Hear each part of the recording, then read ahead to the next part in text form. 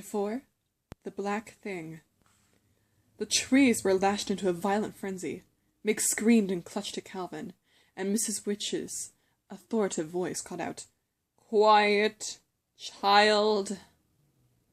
Did a shadow fall across the moon, or did the moon simply go out, extinguished as abruptly and completely as a candle? There was still the sound of leaves, a terrifying rushing. All light was gone, darkness was complete. Suddenly, the wind was gone, and all sound. Meg felt that Calvin was being torn from her. When she reached for him, her fingers touched nothing. She screamed out, "Charles!" And whether it was to help him or for him to help her, she did not know. The word was flung back down her throat and she choked on it. She was completely alone. She had lost the protection of Calvin's hand. Charles was nowhere, either to save or to turn to. She was alone in a fragment of nothingness. No light, no sound, no feeling. Where was her body? She tried to move in her panic, but there was nothing to move. Just as light and sound had vanished, she was gone too. The corporeal Meg simply was not. Then she felt her limbs again. Her legs and arms were tingling faintly, as though they had been asleep. She blinked her eyes rapidly, but though she herself was somehow back, nothing else was. It was not as simple as darkness or absence of light. Darkness has a tangible quality. It can be moved through and felt. In darkness you can bark your shins. The world of things still exists around you. She was lost in a horrifying void. It was the same way with the silence. This is more than silence. A deaf person can feel vibrations. Here there was nothing to feel. Suddenly she was aware of her heart beating rapidly within the cage of her ribs. Had it stopped before? What had made it start again? The tingling in her arms and legs grew stronger, and suddenly she felt movement. This movement, she felt, must be the turning of the earth, rotating on its axis, traveling its elliptic course around the sun. And this feeling of moving with the earth was somewhat like the feeling of being in the ocean. Out in the ocean, beyond this rising and falling of the breakers, lying on the moving water, pulsing gently with the swells and feeling the gentle, inexorable tug of the moon. I am asleep. I am dreaming, she thought. I'm having a nightmare. I want to wake up. Let me wake up. "Well," Charles Wallace's voice said, "that was quite a trip. I do think you might have warned us." Light began to pulse and quiver. Meg blinked and shoved shakily at her glasses, and there was Charles Wallace standing indignantly in front of her, his hands on his hips. "Meg!" he shouted. "Calvin! Where are you?" She saw Charles. She heard him. But she could not go to him. She could not shove through the strange, trembling light to meet him. Calvin's voice came as though it were pushing through a cloud. "Well, just give me time, will you? I'm older than you are." Meg gasped. It wasn't that Calvin wasn't there and then he was. It wasn't that part of him came first and then the rest of him followed, like a hand and then an arm, an eye and then a nose. It was a sort of shimmering, looking at Calvin through water, through smoke, through fire, and then there he was, solid and reassuring. "Meg!" Charles Wallace's voice came. "Meg! Calvin, where's Meg?" "I'm right here," she tried to say, but her voice seemed to be caught at its source. "Meg!" Calvin cried, and he turned around, looking about wildly. "Oh, Miss Witch, you haven't let Meg behind, have you?" Charles Wallace shouted. "If you've hurt Meg, any of you," Calvin started, but suddenly Meg felt a violent push and a shattering as though she had been thrust through a wall of glass. "Oh, there you are," Charles Wallace said, and rushed over to her and hugged her. "But where am I?" Meg asked breathlessly, relieved to hear that her voice was now coming out of her in more or less a normal way. She looked around rather wildly. They were standing in a sunlit field, and the air above them was moving with the delicious fragrance that comes only on the rarest of spring days, when the sun's touch is gentle and the apple blossoms are just beginning to unfold. She pushed her glasses up on her nose to reassure herself that what she was seeing was real. They had left the silver glint of a biting autumn evening, and now around them everything was golden with the light. The grasses of the field were a tender new green, and scattered around were tiny multicolored flowers. Meg turned slowly to face a mountain reaching so high into the sky that its peak was lost in a crown of puffy white clouds. From the trees at the base of the mountain came a sudden singing of birds. There was an air of such ineffable peace and joy all around her that her heart's wild thumping slowed.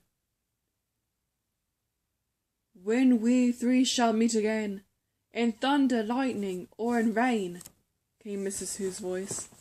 Suddenly the three of them were there, Mrs. Whatsit with her pink stole askew, Miss Who with her spectacles glimmering, and Mrs. Witch still little more than a shimmer. Delicate, multicolored butterflies were flutting round them, as though in greeting. Mrs. Whatsit and Mrs. Who began to giggle, and they giggled until it seemed that, whatever their private joke was, they would fall down with the wild fun of it. The shimmer seemed to be laughing too. It became vaguely darker and more solid, and then there appeared a figure in a black robe and a black peak hat, beady eyes, a beaked nose, and long grey hair. One bony claw clutched a broomstick. "Well, just to keep you girls happy," the strange voice said, and Mrs. Whatsit and Mrs. Who fell into each other's arms in gales of laughter. "If you ladies have had your fun, I think you should tell Calvin and Meg a little more about all this," Charles Wallace said coldly. "You scared Meg half out of her wits, whisking her off this way without any warning." "Flixerunt amini, raro e percau loquentis," Mrs. Who intoned. Horace.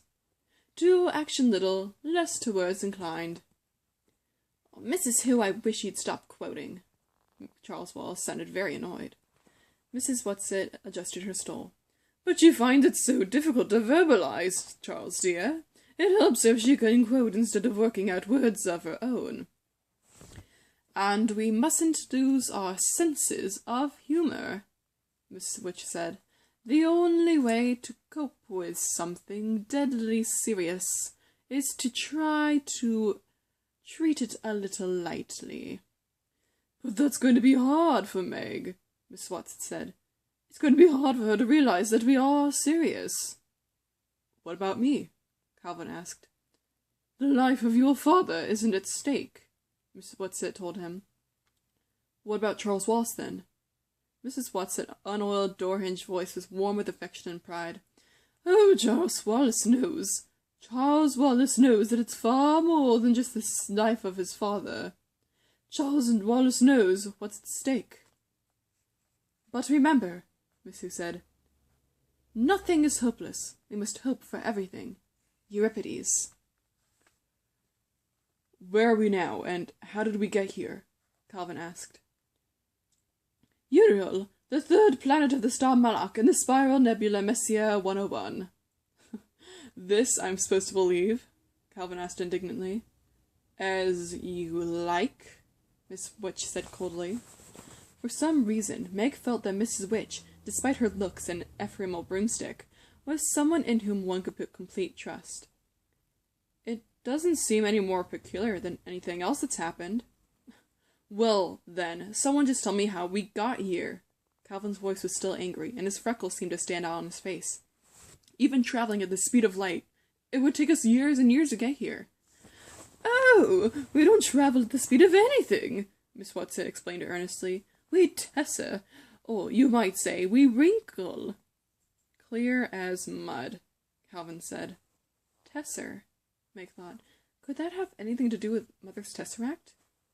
She was about to ask when Miss Witch started to speak, and one did not interrupt when Miss Witch was speaking. "What?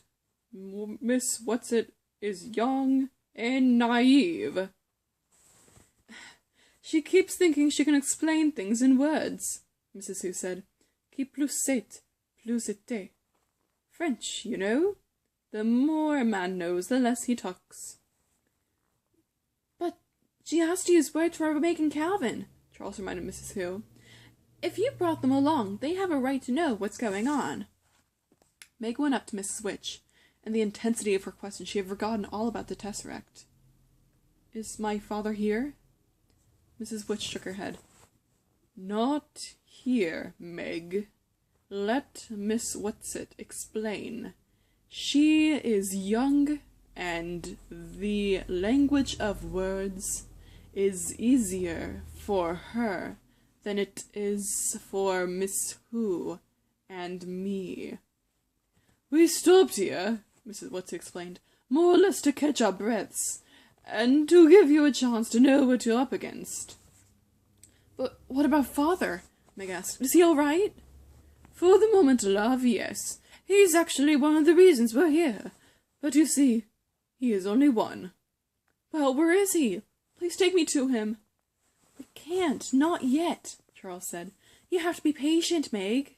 But I'm not patient, Meg cried passionately. I've never been patient. Mrs. Who's glasses shone at her gently. If you want to help your father, then you must learn patience. Vitam impendere vero. To stake one's life for the truth. That is what we must do. That is what your father is doing. Mrs. Whatsit nodded, her voice, like Mrs. Who's, very serious, very solemn. Then she smiled her radiant smile. Now, why don't you three children wander around and Charles can explain things a little? You're perfectly safe on Uriel. That's why we stopped here to rest. But aren't you coming with us? Meg asked fearfully. There was silence for a moment. Then Mrs. Witch raised her authoritative hand. Show them, she said to Miss Whatsit, and at something in her voice Meg felt prickles of apprehension. No? Mrs. Whatsit asked, her creaky voice rising to a squeak. Whatever it was Miss Witch wanted them to see, it was something that made Mrs. Whatsit uncomfortable. No, Miss Witch said. They may as well know. Should I change? Mrs. Whatsit asked. Better. Oh, I hope it won't upset the children too much, Mrs. Whatsit murmured, as though to herself. Should I change too? Mrs. Who asked. Oh, but I've had fun in these clothes. But I'll have to admit Mrs. Whatsit is the best at it. Das Werk lobt ein Meister. German. The work proves the craftsman. Shall I transform now too? Mrs. Whatsit shook her head. Not yet. Not here. You may wait. No, don't be frightened, loves, Mrs. Whatsit said. Her plump little body began to shimmer, to quiver, to shift. The wild colors of her clothes became muted, whitened. The pudding-bag shape stretched, lengthened, merged, and suddenly, before the children, was a creature more beautiful than any Meg had even imagined, and the beauty lay in far more than the outward description. Outwardly, Mrs. Whatsit was surely no longer a Mrs. Whatsit. She was a marble white body with powerful flanks, something like a horse, but at the same time completely unlike a horse, for from the magnificently modelled back sprang a nobly formed torso, arms, and a head resembling a man's, but a man with a perfection of dignity and virtue, an exaltation of joy such as Meg had never before seen. No, she thought, it's not like a Greek centaur. Not even the least. From the shoulders slowly a pair of wings unfolded, wings made of rainbows, of light upon water, of poetry. Calvin fell to his knees. No, Mrs. Whatsit said, though her voice was not Mrs. Whatsit's. Not to me, Calvin. Never to me. Stand up. Carry them, Mrs. Witch commanded. With a gesture both delicate and strong, Mrs. Whatsit knelt in front of the children, stretching her wings wide and holding them steady, but quivering. Onto my back now, her new voice said. The children took hesitant steps toward the beautiful creature. But what do we call you now? Calvin asked. Oh, my dears, heard the new voice, a rich voice with the warmth of a woodman, the clarity of a trumpet, the mystery of an English horn. You can't go on changing my name each time I metamorphose. And I've had such pleasure being Mrs. Whatsit, I think you'd better keep to that. She, he, it, smiled at them, and the radiance of the smile was as tangible as a soft breeze, as directly warming as the rays of the sun. Come, Charles Wallis clambered up. Meg and Calvin followed him. Meg sitting between the two boys. A tremor went through the great wings, and then Mrs. Whatsit lifted, and they were moving through the air.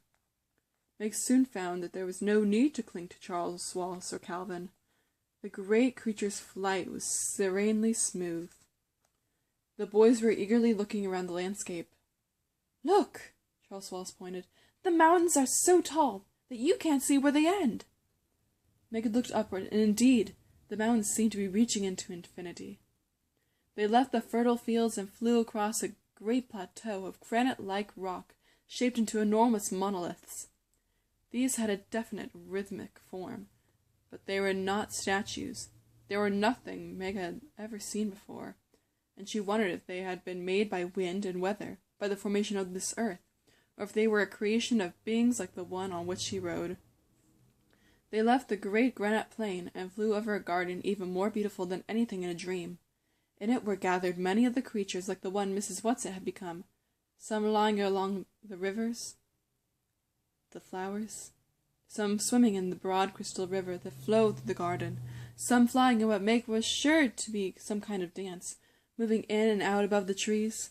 They were making music that came not only from their throats, but from the movement of their great wings as well. "What are they singing?" Meg asked excitedly. Mrs. Whatsit shook her beautiful head. "I won't go into your words. They can't possibly transfer it to your words. Are you getting any of it, Charles?" Charles Wallace sat very still on the broad back, on his face an intently listening look, the look he had when he delved into Meg or his mother. "A little. Just a very little. But I think I could get in more time." "Yes, you could learn it, Charles. But there isn't time. We can only stay here long enough to rest up and make a few preparations." Meg hardly listened to her. "I want to know what it means. I want to know what they're saying." "Try, Charles," Mrs. Whatsit urged. "Try to translate. You can let yourself go now. You don't have to hold back." "But I can't," Charles Wallace cried in an anguished voice. "I don't know enough. Not yet." "Then try to work with me, and I'll see if I can't verbalize a little for them." Charles Wallace got his look of probing, of listening. "I know that look," Meg thought suddenly. "Now I think I know what it means, because I've had it myself, sometimes doing math with Father, when a problem is just about to come clear." Mrs. Whatsit seemed to be listening to Charles's thoughts. "Well, yes, that is an idea. I can try. Too bad you don't really know it, so you can give it to me direct, Charles. It's so much more work this way." "Don't be lazy," Charles said. Mrs. Whatsit did not take offense. She explained, "Oh, it's my favorite kind of work, Charles. That's why they chose me to go along, even though I'm so much younger. It's my one real talent. But it takes a tremendous amount of energy, and we're going to need every ounce of energy for what's ahead of us. But I'll try. For Calvin and Meg, I'll try." She was silent. The great wings almost stopped moving. Only a delicate stirring seemed to be keeping them aloft. "Listen, then," Mrs. Whatsit said. The resonant voice rose, and the words seemed to be all around them, that so Meg felt that she could almost reach out and touch them. "Sing unto the Lord a new song, and his praise from the end of the earth. Yea, that go down to the sea, and all that is therein, the isles and the inhabitants thereof. Let the wilderness and the cities thereof lift their voice. Let the inhabitants of the rocks sing. Let them shout from the top of the mountains. Let them give glory unto the Lord." Throughout her entire body, Meg felt a pulse of joy such as she had never known before. Calvin's hand reached out. He did not clasp her hand in his. He moved his fingers so that they were barely touching hers, but joy flowed through them, back and forth between them, around them, and about them and inside them. When Mrs. Whatsit sighed, it seemed completely incomprehensible that through this bliss could come the faintest whisper of doubt. "We must go now, children." Mrs. Whatsit's voice was deep with sadness, and Meg could not understand. Raising her head, Mrs. Whatsit gave a call that seemed to be a command, and one of the creatures flying above the trees nearest them raised its head to listen, and then flew off and picked 3 flowers from a tree growing near the river and brought them over. Each of you take one, Mrs. Whatsit said. I'll tell you how to use them later. As Meg took her flower, she realized that it was not a single blossom, but hundreds of tiny flowerets forming a kind of hollow bell. Where are we going? Calvin asked. Up. The wings moved steadily, swiftly. The garden was left behind, the stretch of granite, the mighty shapes, and then Mrs. Whatsit was flying upward, climbing steadily up, up. Below them the trees in the mountain dwindled, became sparse, were replaced by bushes and then small, dry grasses, and then vegetation ceased entirely, and there were only rocks, points and peaks of rock, sharp and dangerous. Hold on tight, Mrs. Whatsit said. Don't slip. Meg felt Calvin's arm circle her waist in a secure hold. Still they moved upwards. Now they were in clouds. They could see nothing but drifting whiteness, and the moisture clung to them and condensed in icy droplets. As Meg shivered, Calvin's grip tightened. In front of her, Charles Wall sat quietly. Once he turned just long enough to give her a swift glance of tenderness and concern. But Meg felt as each moment passed that he was growing farther and farther away, that he was becoming less and less her adored baby brother, and more one with whatever kind of being Mrs. Whatsit, Mrs. Who, and Mrs. Which in actuality were. Abruptly they burst out of the clouds into a shaft of light. Below them there were still rocks. Above them the rocks continued to reach into the sky, but now, though it seemed miles upward, Meg could see where the mountains at last came to an end. Mrs. Whatsit continued to climb, her wings straining a little. Meg felt her heart racing. Cold sweat began to gather on her face, and her lips felt as they were turning blue. She began to gasp. All right, children, use your flowers now, Mrs. Whatsit said. The atmosphere will continue to get thinner from now on. Hold the flowers up to your face and breathe through them, and they will give you enough oxygen. It won't be as much as you're used to, but it will be enough. Meg had almost forgotten the flowers, and was grateful to realize that she was still clasping them, that she hadn't let them fall from her fingers. She pressed her face into the blossoms and breathed deeply. Calvin still held her with one arm, but he too held the flowers to his face.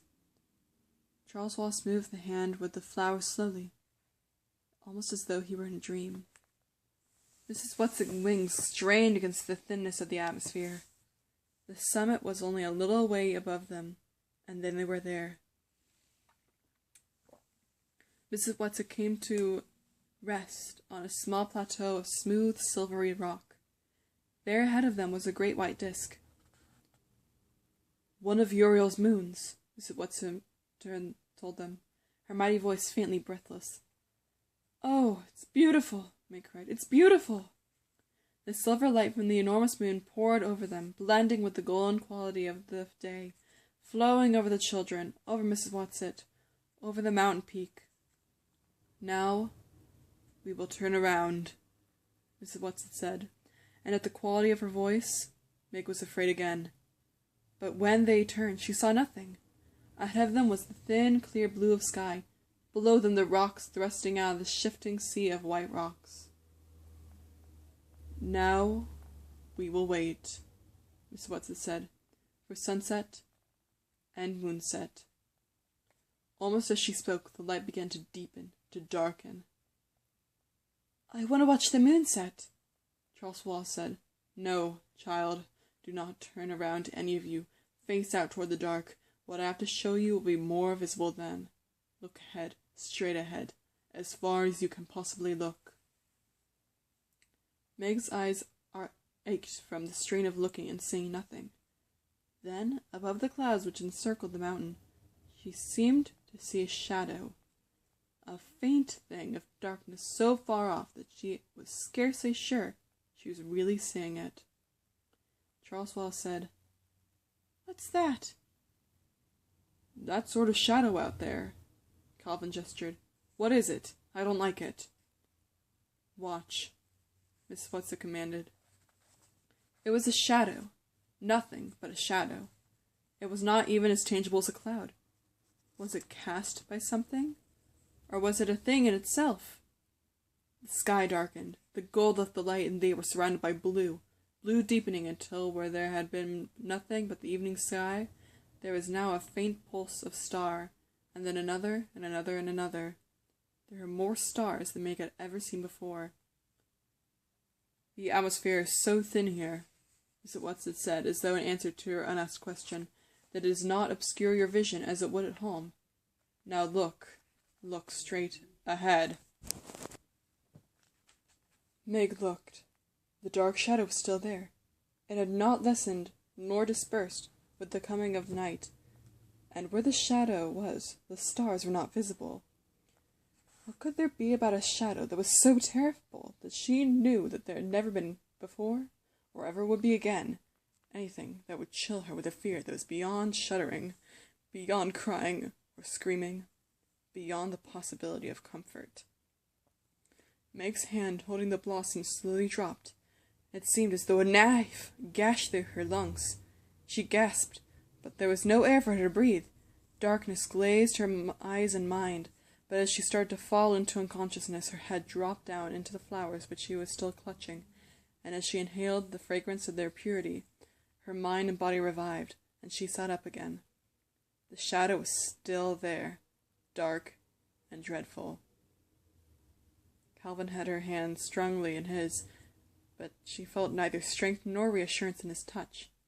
Beside her, a tremor went through Charles Wallace, but he sat very still. He shouldn't be seeing this, Meg thought. This is too much for so little a boy, no matter how different and extraordinary a little boy. Calvin turned, rejecting the dark thing that blotted out the light of the stars. Make it go away, Mrs. Whatsit, he whispered. Make it go away. It's evil.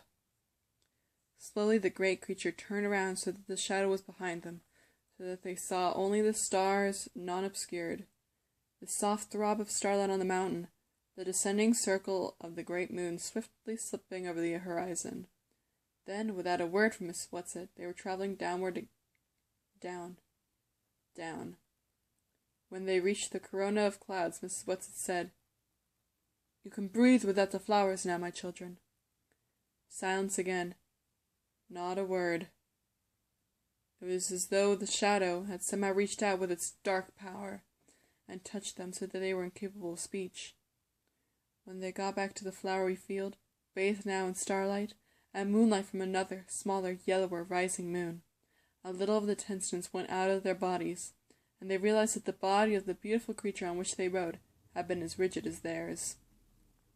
With a graceful gesture, it dropped to the ground and folded its great wings. Charles Wallace was the first to slide off. "Mrs. Who? Mrs. Witch?" he called, and there was immediate quivering in the air. Mrs. Who's familiar glasses gleamed at them. Mrs. Witch appeared too, but as she had told the children, it was difficult for her to materialize completely, and though there was the robe and peaked hat, Meg could look through them to mountains and stars. She slid off Mrs. Whatsit's back and walked, rather unsteadily after the long ride, over to Mrs. Witch. "That dark thing we saw," she said. "Is that what my father is fighting?"